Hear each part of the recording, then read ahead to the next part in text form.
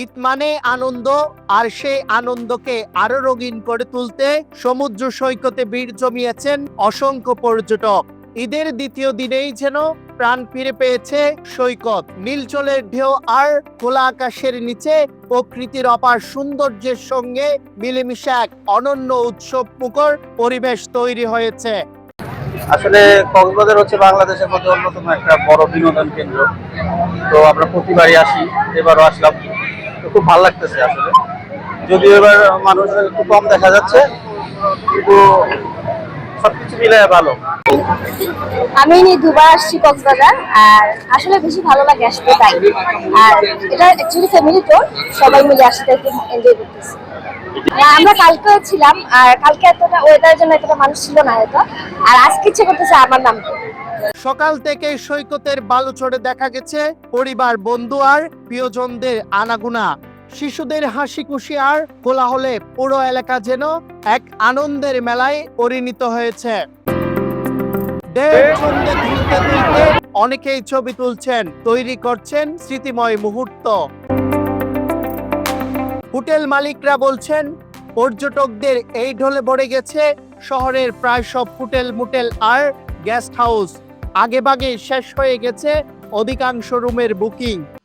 প্রশাসনিক দিক থেকে এবং আমাদের হোটেল কর্তৃপক্ষ থেকেও সব ধরনের সুব্যবস্থা আছে এবং আমরা আশাবাদী এবার ঈদে সর্বোচ্চ পর্যটকের আগমন ঘটবে এবং আমাদের রোজার পরে যে পরবর্তী একটা ব্যবসা সেটা আমরা সফলভাবে সম্পন্ন করতে পারবো।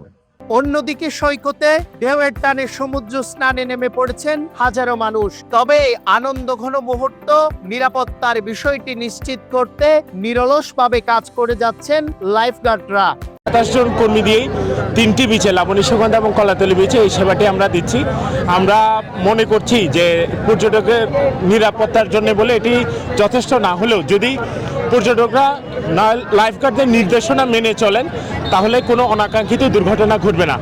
সৈকতের গুরুত্বপূর্ণ পয়েন্টগুলোতে বাড়ানো হয়েছে নজরদারি। টহল জোরদারের পাশাপাশি মোতায়েন করা হয়েছে অতিরিক্ত আইন শৃঙ্খলা বাহিনী, এমনটাই বলছেন ট্যুরিস্ট পুলিশের এই কর্মকর্তা।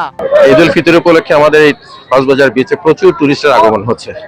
এই আগমন উপলক্ষে আমাদের কক্সবাজার রিজনের যে পুলিশ সুপার মহোদয় আছেন, উত্তম স্যার, তিনি একটা সুন্দর নিরাপত্তা প্রোগ্রাম সাজিয়েছেন। এই নিরাপত্তা প্রোগ্রামে আমাদের কলাতলি বিচ, সুগন্ধা বিচ এবং লাবণী বিচে 3টা টিম রয়েছে।